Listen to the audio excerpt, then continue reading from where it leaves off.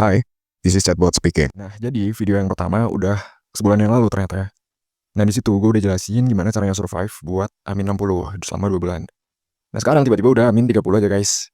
So, this is satu-satunya cara lolos SNBT Amin 30 buat lo yang terdesak. Di sini gue sebagai teman lo. Gue pengen nyampein dengan cara sesingkat, seringkas, sepadat mungkin. Dan menyampaikan hanya fakta. Karena gue tahu rasanya, gue pernah ada di posisi itu. Struggle, overthinking, minder. Bangkit dari mediokritas. Itu emang gak gampang. Kamu adalah aku di 2024, dan aku adalah kamu di 2026. Jadi sebenarnya kita adalah sama. Dan satu hal yang gue ingat dari gue dulu, adalah bahwa gue gak pernah bodoh. Yang selalu jadi masalah adalah mentalitas yang sampah. Nah, mentalitas. Gue mau mulai dengan ini. Coba dengerin dengan baik-baik. Tahu gak siapa yang bikin banyak orang gagal dan nyerah di tengah jalan? Yang pasti bukan karena mereka bodoh, bukan juga karena sekedar kurang semangat. Gue yakin karena mereka gak paham cara ngerespon prosesnya. Takut gagal sebelum perangnya dimulai. Mereka sibuk buat ngutuk hasilnya, bukan fokus memperbaiki proses. Jadi dengerin gue baik-baik. Lo harus diam saat belajar. Diam dalam proses, jangan banyak gaya, jangan sok udah bisa. Dan jangan sibuk cari validasi. Ini bukan saatnya buat pamer TO tinggi, guys. Bukan juga saatnya buat bandingin diri sama orang lain. Ingat, lo belum menang, bos. Ini masih dalam mode perang. Nah tapi, nanti ketika lo udah pegang mouse di ruang SNBT, ketika udah menghadap layar, jadilah orang yang sadis. Jangan ragu, jangan goyah, jangan kasih kesempatan buat rasa takut untuk masuk. Lo udah bayar dengan banyak perjuangan, dengan banyak pertaruhan, dengan kerja yang lebih keras dari siapapun. Gue mau lo percaya itu. Gue mau lo percaya gue gak ada yang bisa ngalahin lo. Semua tools yang dikasih oleh Tuhan dan semesta, semua waktu, semua kesempatan udah lo pakai dengan baik. Jadi gak ada alasan buat takut-takut lagi saat akhir. Nah setelah mental lo benar, ini adalah 3 metode yang layak buat dicoba di 1 bulan ini. Nah, tapi sebelum mulai metodenya, ada syarat yang harus dilakuin. Buat syaratnya, sekarang lo harus mikir, tentuin, dan tulis 3 alasan utama kenapa lo gak boleh gagal. Kenapa SNBT ini penting buat lo? Kenapa harus menang? Dan apa yang lo pertaruhkan? Jangan tulis alasan yang lemah.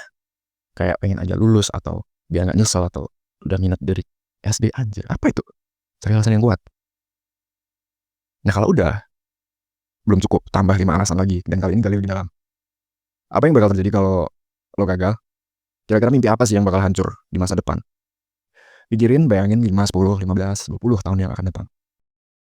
Nah, kalau udah ketemu semuanya, jangan lupa tulisin di selembar kertas dan tempel di dinding kamar lo, supaya ketika nanti tidur, ketika capek, malas, atau mulai ragu, lo akan selalu lihat kertas itu dan ingat kenapa lo mulai dan kenapa lo gak boleh berhenti.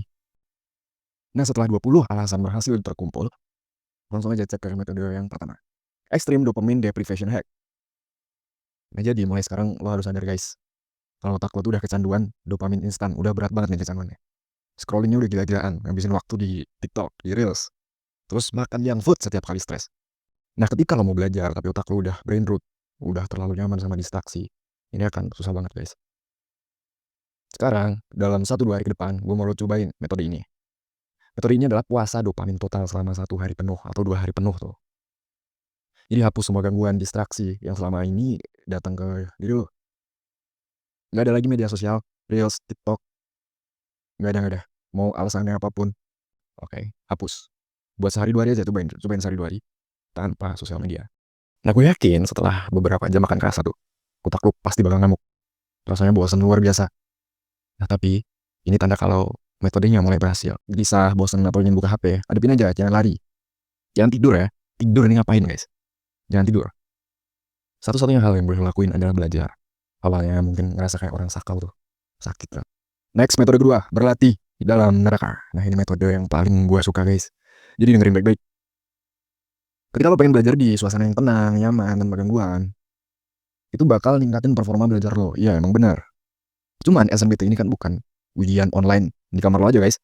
SNBT ini bakal ujian terpusat yang diikuti oleh banyak orang yang akan mendapatkan banyak tekanan gitu. Dari mulai masuk, tungguin, sampai ngerjain. Bakal banyak tuh tekanan, mulai dari suara klik-klik-klik mouse yang berisik, brightness layar yang terang banget, atau temperatur AC yang dingin banget. Bikin otak lo jadi kacau.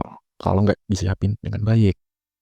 Maka dari itu, lo bisa mulai coba lakuin metode kedua ini. Yang pertama, cari tempat paling berisik yang bisa lo temuin. Nah, ini harus ekstrim nih. Harus berisik banget. Kayak kafe penuh orang, pinggir jalanan yang rame, atau fasilitas umum yang rame. Atau kalau gue dulu tuh suasana kelas saat jam kos guys. Jadi suasana kelas gue saat jam kos tuh gak kondusif banget. Orang-orang udah gila lah, udah kayak maniak mereka. Bacot sana sini, keras banget. Tapi lakuin aja, duduk di sana dan adepin. Pasti rasanya bakal nyiksa banget. Oke. Tapi lo harus tahan sampai otak lo berhenti ngeluh. Mungkin awalnya bakal terasa mustahil tuh awal-awal saat mulai. Kayak wah gak bisa nih gue belajar dalam kondisi yang kayak gini. Nah tapi guys, setelah beberapa jam, sesuatu yang gila bakal terjadi tuh. Otak lo akan pelan-pelan mulai beradaptasi. Dan suatu ketika lo akan mencapai titik ketenangan di tengah kekacauan. Kesannya, lo udah kayak berada di dimensi keempat. Yang orang-orang sekitar ini gak bisa ngeliat lo gitu. Lo gak akan terganggu sama semua itu. Jadi lakuin sampai lo berada di titik ini. Dan nanti, ketika lo akhirnya kembali belajar, di tempat yang sepi, di tempat yang tenang, percaya sama gue, fokus lo bakal jadi monster. Gak ada yang bisa ngalahin fokus lo. Ketahanan fokus lo bakal gila-gilaan. Udah gak ada lagi tuh reels. Nonton reels udah gak enak tuh rasanya tuh. Nonton TikTok udah gak enak. Jadi lakuin metode ini. Karena metode ini works di gue dan katanya banyak works di orang-orang itu. Jadi lakuin metode kedua. Next, metode ketiga. Nah tapi sebelum metode ketiga gue mau ngasih sesuatu guys. Oke, stop, bentar. Sabar guys. Sabar dulu, jangan keluar dulu. Gue tahu banyak dari kalian yang kecewa saat gue nge-share ini mungkin ya. Pasti mikir wah anjing nih orang ternyata jualan gitu. Enggak guys, bentar. Iya emang gue jualan ya. Tapi bentar dulu, gue mau kasih perspektif nih. Jadi gini.